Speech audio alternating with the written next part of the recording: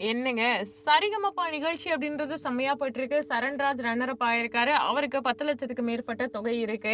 எப்படி இருந்தாலும் அந்த 30%க்கு மேல இந்த ஜிஎஸ்டிலாம் புடிச்சது போக ஒரு குறிப்பிட்ட அமௌண்ட் வரும். அது 10 நாளுக்கு மேல அவருக்கு கிடைக்க போகுது. கிடைச்ச அமௌண்ட்ட வச்சு அவர் கார் வாங்க போறாருன்னு நெறைய பேர் சொல்லிட்டு இருக்காங்க. அவர் கார் வாங்குவாரான்னு தெரியல.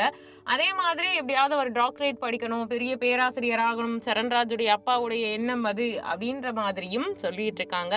அது மட்டும் தான் பண்ணுவாரான்னு கேட்டா, கிடையாது. அவர் என்ன பண்ண போறாருன்னா, கிடைச்ச தொகை 15 நாள் வந்ததுக்கு அப்புறமா அநாத ஆசிரமம், நெறைய முதியோர் இல்லங்களுக்கெல்லாம் போயிட்டு, அந்த இடங்கள்ல இருக்கக்கூடியவங்களுக்கு 3 வேளையும் உணவு போடணும். ஏன்னா மத்தவங்களுக்கு ஹெல்ப் பண்ற மாதிரியான ஒரு சாஃப்ட் நேச்சர்ல இருக்கக்கூடியவர் தான் சரண்ராஜ்.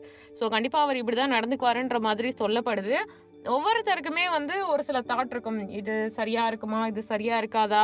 சரண்ராஜ் என்ன பண்ண போறாரு? சரண்ராஜுடைய மைண்ட்ல என்ன இருக்கும்?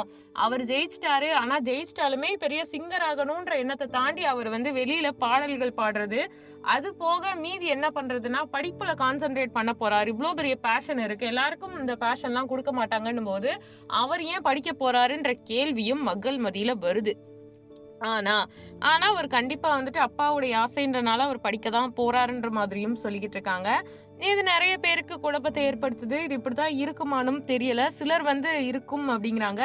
சிலர் இல்லன்னும் சொல்லிட்டு இருக்காங்க. சரிகமபா, சூப்பர் சிங்கர் அது மட்டும் இல்லாம இந்த மாதிரியான நிகழ்ச்சிகள் எல்லாத்துலயும் வரக்கூடிய கஷ்டத்தெல்லாம் பார்த்து வந்த பசங்க ஜெயிக்கும்போது அது பார்க்கறதுக்கு சந்தோஷமா தாங்க இருக்கு.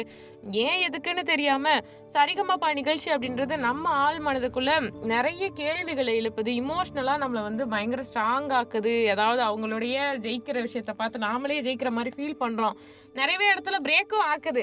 ரீசன் என்னன்னா, அவங்க தோத்து போயிட்டா நம்ம ட்ரால் பண்றது, சில கமெண்ட் போடுறது, அப்படி இல்லன்னா ஏன் எங்களுக்கு புடிச்சவங்கள தோற்கடிச்சிட்டீங்க அப்படின்னு கேட்கறது, ஜட்ஜஸ டேக் பண்றது, சோசியல் மீடியா எல்லாத்துடைய ஹேண்ட்லிங் நமக்கு இருக்கனாலன்ட்டுன்னு நெறைய விஷயங்கள் நம்ம பண்ணிட்டு தான் இருக்கோம்.